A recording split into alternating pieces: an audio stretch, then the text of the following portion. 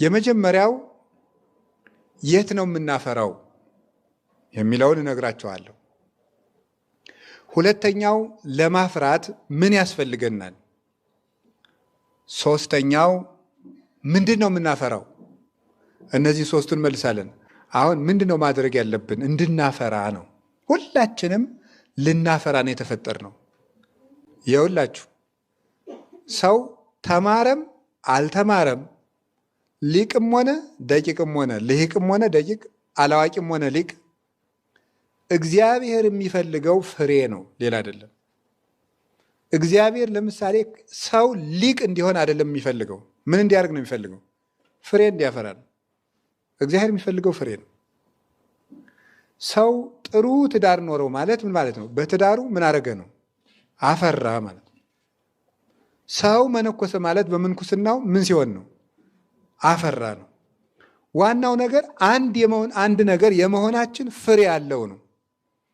ወንድ የመሆናችን ፍሬ ያለው፣ ሴት የመሆናችን ፍሬ ያለው፣ ሕፃን የመሆናችን ፍሬ ያለው፣ ወጣት የመሆናችን ፍሬ ያለው፣ ሽማግሌ የመሆናችን ፍሬ ያለው፣ ድሃ የመሆናችን ፍሬ ያለው፣ ሀብታም የመሆናችን ፍሬ ያለው፣ የማወቃችንም ፍሬ ያለው። የትም ቦታ ምንድን ነው ማፈራው ብሎ መጠየቅ የአዋቂ ሰው ምልክት ነው። ስለዚህ የመጀመሪያው የት ነው የምናፈራው ነው። ሶስት ነገሮችን እዚህ ጋር እናገራለሁ። ለማፍራት ምንድን ነው ማድረግ? የት ነው የምናፈራው? የምናፈራበት የት ስንሆን ነው? የመጀመሪያው የምናፈራው በእግዚአብሔር ቤት የተተከልን እንደሆነ ነው። ጻድቅሰ ከመበቀልት ይፈሪ ወይበዝህ ከመዘግባ ዘሊባኖስ ካለ በኋላ ትኩላን እሙንቱ ውስተ ቤተ እግዚአብሔር ይላል። አንድ ሰው የሚያፈራው በእግዚአብሔር ቤት የተተከለ ሰው ያፈራል። እኛ የምናፈራበት ቦታ የእግዚአብሔር ቤት ነው። የእግዚአብሔር ቤት ሰው የሚያፈራበት ቦታ ነው። አንድ ሰው ከቤተ ክርስቲያን ተለይቶ ፍሬ ሊኖረው አይችልም በምንም ታምር። ቤተ ክርስቲያን እየቀረ 10,000 ስግደት ከሚሰግድ ሰው ቤተ ክርስቲያን እየሄደ ምንም የማይሰግድ ሰው ይሻላል። ቤተ ክርስቲያንን አልባ ፍሬ የለም። ሰው ያለ ቤተ ክርስቲያን አያፈራም። ልንገራችሁ፣ ልንጾም እንችላለን፣ ልንጸልይ እንችላለን፣ ልንሰግድ እንችላለን፣ ምጽዋት ልንሰጥ እንችላለን፣ በጣም መጽሐፍ ቅዱስን ልናነብ እንችላለን፣ ብዙ ነገሮችን ልንለፋ እንችላለን። ቤተ ክርስቲያን እየቀረ ግን የሚያፈራ ሰው የለም። እርግጠኛ ሆኜ ነው የምነግራችሁ። ሰው የሚያፈራው ከእግዚአብሔር ቤት ነው።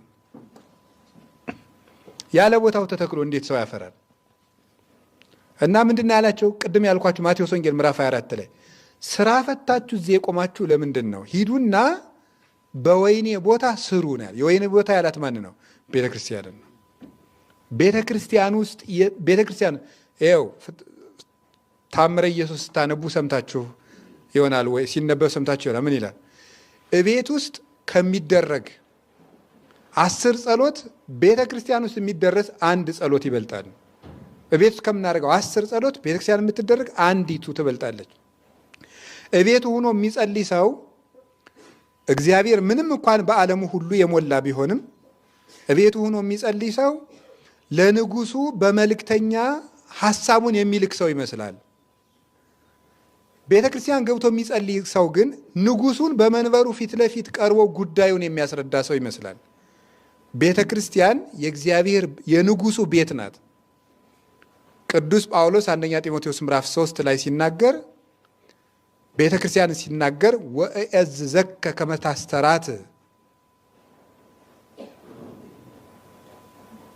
ኩሎ ዘውስተ ቤተ ክርስቲያን አምዳ ወድዳ ለጽድቅ ቤቱ ለእግዚአብሔር ሕያው። እኔ እስከምመጣ ድረስ የቤተ ክርስቲያንን ነገር ታከናውን ዘንድ አዝሃለሁ አለው ጢሞቴዎስን። ይችም ቤት የእውነት መሰረት የሕያው እግዚአብሔር ቤት ናት ይላል። የእውነት መሰረት የሕያው እግዚአብሔር ቤት ናት። ስለዚህ እግዚአብሔር ቤተሰቦች አሁን ቤተ ክርስቲያን ውስጥ በሄድን ጊዜ ከንጉሱ ጋር ፊት ለፊት ነው የምንነጋገረው የምንቆመው። እንዲሁም አንድ ነገር ልንገራችሁ፣ እቤት ውስጥ ከመትጋት ቤተ ክርስቲያን ውስጥ ማንቀላፋት ሁሉ ይሻላል። ቤት ውስጥ ቆሞ ከሚያደርሰው ቤተ ክርስቲያን ሂዶ ተኝቶ የሚያደርሰው ይሻላል። ለምሳሌ ቅዱስ ጎርጎርዮስ ዘኑሲስ በሕፃንነቱ